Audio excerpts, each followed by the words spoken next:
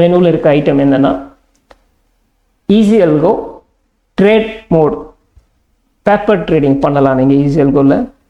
So test mode அப்படின்றது தான் easy அல்கோவில் இருக்க பேப்பர் ட்ரேட் மோட்.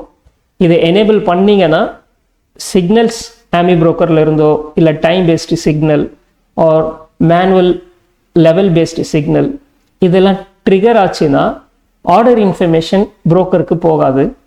நீங்கள் இது டெஸ்ட் மோடாக யூஸ் பண்ணிக்கலாம். ஸோ ஈஸி அல்கோ உள்ளேயே இங்கேயே ட்ரேட் எக்ஸிக்யூட் ஆன மாதிரி உங்களுக்கு எல்லா ஆக்ஷன்ஸும் நடக்கும்.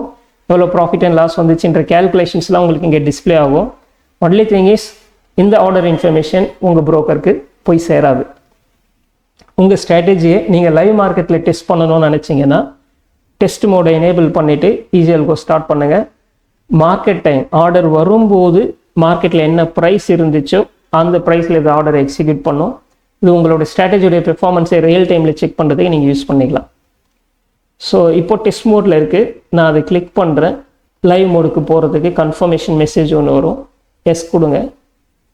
எஸ் கொடுத்ததுக்கப்புறம் லைவ் மோட். ஸோ இங்கே லைவ் அப்படின்னு டிஸ்பிளே ஆச்சுன்னா லைவ்ன்ற icon with live mode display ஆச்சுன்னா ஆர்டர் சிக்னல்ஸ் வந்துச்சுன்னா டைரெக்டாக உங்களுடைய எனேபிள்டு புரோக்கர் டெர்மினலில் ஆர்டர் இன்ஃபர்மேஷனை பாஸ் பண்ணோம். உங்களுக்கு ரியல் ட்ரேடிங் நடக்கும். அதை மறுபடியும் கிளிக் பண்ணுங்கள்.